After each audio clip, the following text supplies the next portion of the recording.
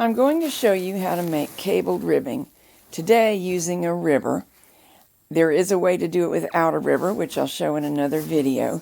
You will soon be seeing cabled ribbing on this hat pattern with many variations. A couple of them will appear in Country Knitting of Maine News and View magazine, and quite a number more will appear in my upcoming book, Mostly Classic Cables. So here's how to do it. To set up for this, I knitted a few rows of waste yarn, knitted a ravel cord in, and I have hung a comb in weights. This is the comb from my LK100, but if you don't have such a thing, you can just stick the ribber comb through that waste yarn and add a weight to it. So now we're ready to get started. Sorry for the funny camera angle here. It was necessary in order to let you see and me get my hands in a position to cast on. I'm doing the chain stitch cast on around the needle shanks. This is not an essential part of cabled ribbing, but I like the edge it gives the project. So that's how I'm casting on here. Now we knit one plain row of stockinette in order to get a true stitch on each needle. At this point the ribber's up, and I've changed to the ribber arm, but I haven't knitted with it yet. This stitch that I'm pointing to is for seaming, so we just ignore that throughout the process. These next two will receive the first cable on the main bed. So these next two transfer across the bed to the ribber. Or if you're using a European machine, front bed, back bed. These two stay on the main bed or the back bed. The next two transfer to the front bed or the ribber and all the way across. I'm going to select a somewhat larger stitch size than I would generally use for ribbing for two reasons. One, the cable itself pulls the fabric in a little, and two, cabling doesn't show up as effectively on tight stitches and it's harder to do. So where I might normally rib this at stitch size 4, I am going to choose stitch size 5 on both beds. The end stitch stays on the main bed, tends to knit better that way. That'll be used for seaming, that will be used for seaming. And if we were to sew the edges together as though we were making, say, a mitten cuff or a hat, if it were larger, we'd have knits with a cable, purls, knit cable, purls. And then this would attach to this and our pattern would remain consistent. Next, knit 2 rows. By the way, your stitch size is something that you have to know and test and determine where your 2 beds will knit the same. It does vary a little bit from brand to brand. Now we're ready to do our first cable crosses. By the way, I said and did knit 2 rows. That is somewhat optional. I could have begun with 3, and for the rest of the project I will cross the cables every 3 rows. The best thing to do is swatch and see what frequency, referencing row count, looks the best and gets you the design you're hoping for.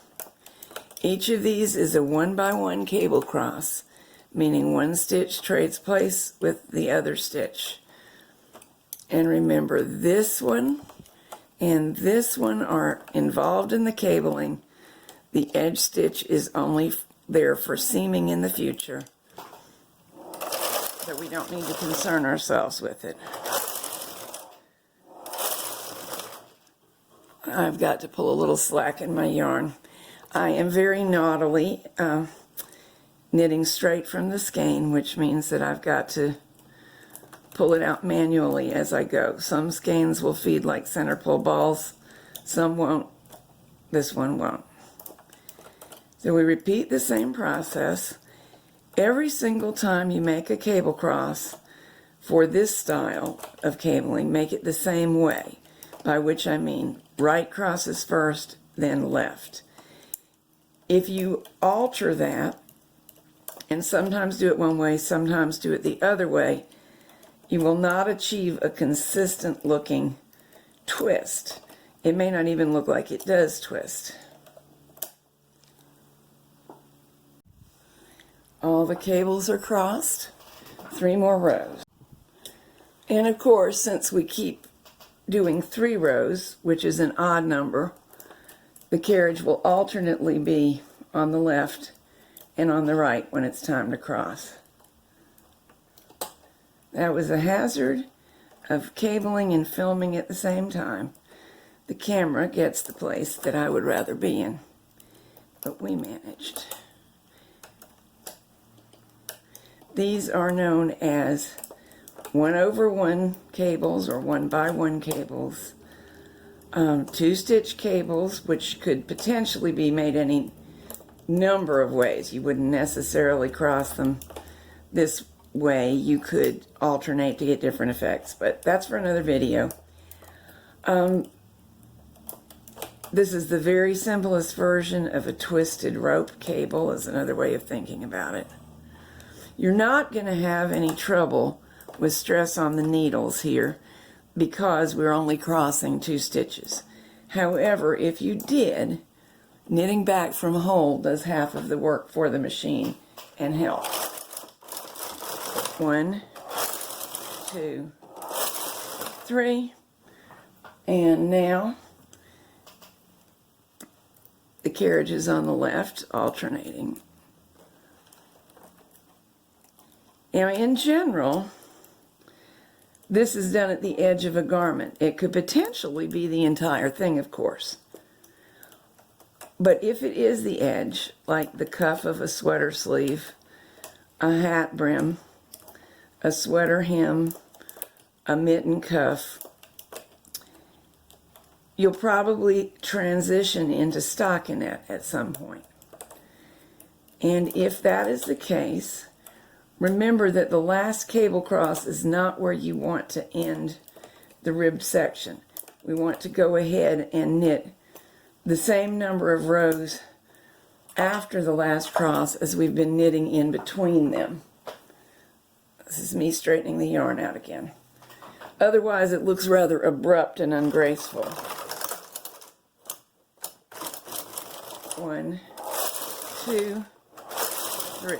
And now I'm going to transfer all the stitches back to the main bed, go off camera and knit a few rows of stockinette, because you already know how to do that,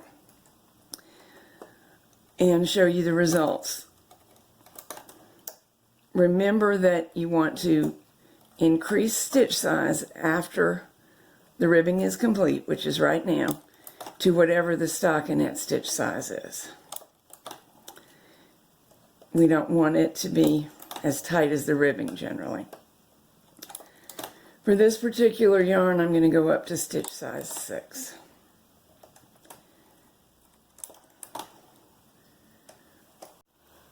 It's all finished.